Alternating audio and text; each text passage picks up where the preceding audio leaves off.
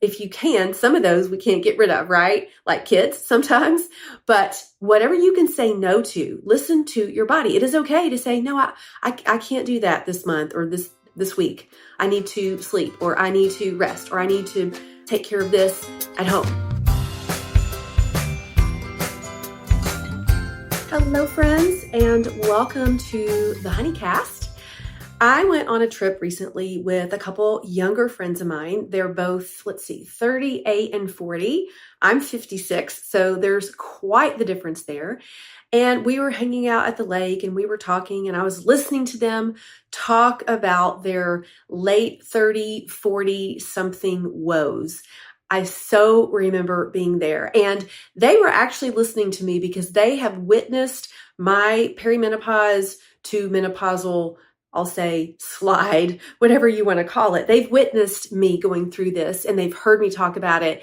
And they really haven't been able to relate, because when you're in your late 30s or really early 40s, sometimes those hormonal things aren't changing yet. And so what you could do to lose weight and feel good and sleep okay is still working. But as we were hanging out, I was listening to them and hear the things they were saying. They were saying, gosh, I just feel kind of puffy. I just feel kind of bloated. And I don't know why, I'm gaining weight, and it's right around my middle. And my energy levels are so low, and I'm just having a little bit of anxiety here and there. I've got some aches and pains, and I'm sitting there listening to them going, yep, I know exactly what you're talking about. Welcome to pre-perimenopause, or maybe even the beginning of perimenopause. So we have the time before perimenopause, and that's our childbearing years, but there is a small season when you are transitioning into sort of a pre-perimenopause phase. Then you have several phases of perimenopause. And then at the end of that phase of perimenopause, you go into menopause, which is really a day, and then postmenopause for the rest of your life. So in that transition can be up to 10 years. That's a pretty long time. And what I've learned a lot about the different stages of perimenopause and even menopause. But what I want to talk to you about today, this is really for the late 30s, the 40s, those of you that are in the throes of the perimenopause. I want you to understand that these things that are changing are very real, and it is because you are going through a transition. Most people don't even understand when they hit the transition, or what they're going through is the result of a transition. But what's happening is your body is changing. Your brain is changing. Your hormones are changing. There's things that are changing, and we need to respond accordingly. And so some of the symptoms that you're going to hear in perimenopause, or hear about or feel in perimenopause, they're kind of going to be all over the place. Some of you are really going to be struggling with your cycle, either getting shorter or longer or heavier. You may be struggling with some night sweats or waking up a lot. You may be struggling with low-level anxiety or even depression.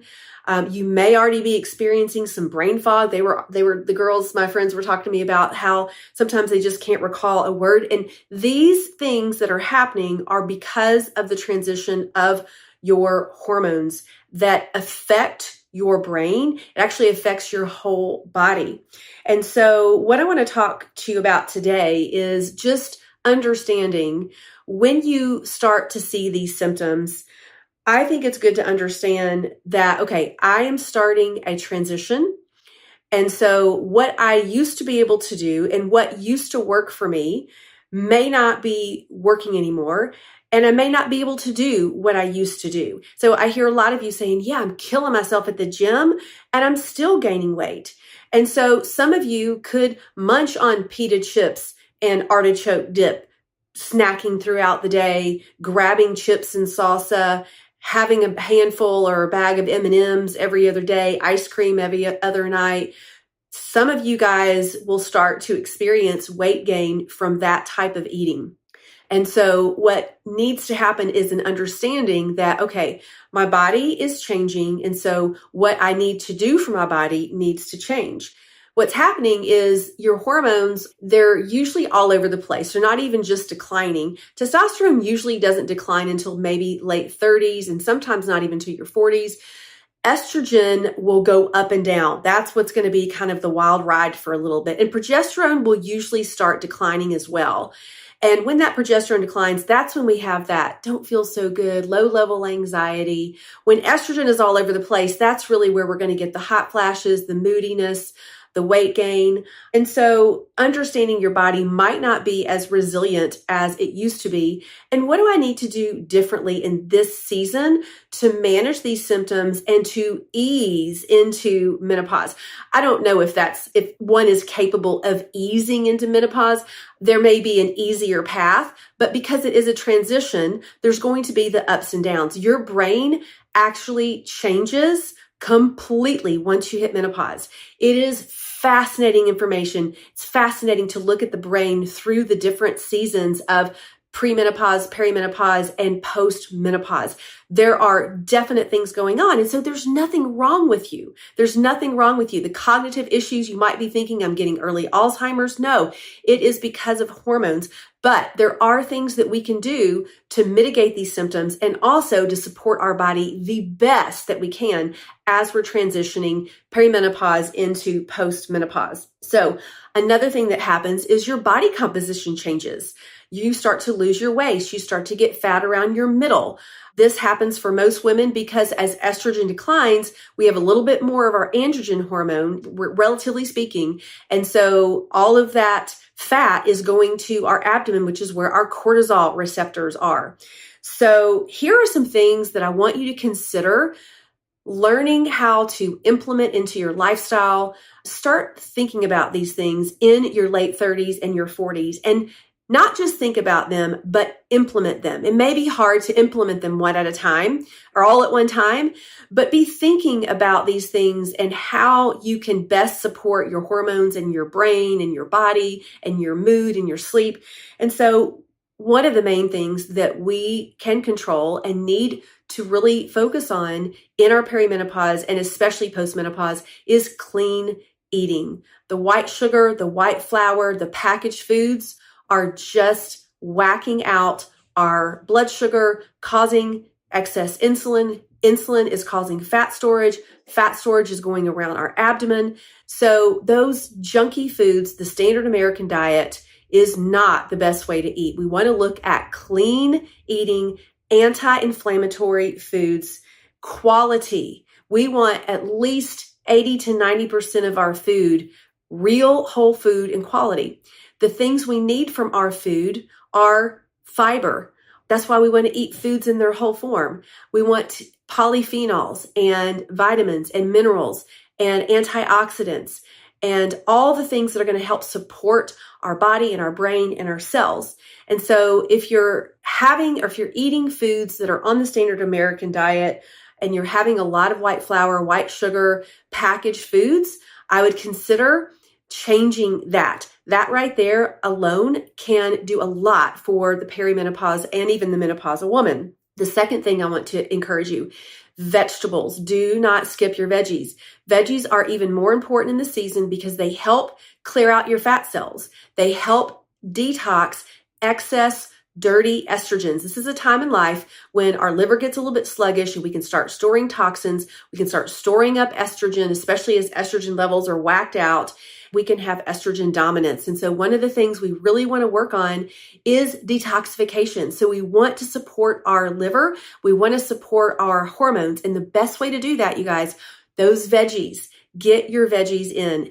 The cruciferous veggies, the leafy green veggies, and all those good carbohydrates of all different colors. Yes, they are important. Those carbohydrates, when anchored with protein, are wonderful and beautiful for your hormones. They're needed for your hormones, your thyroid, your adrenals, all your hormones.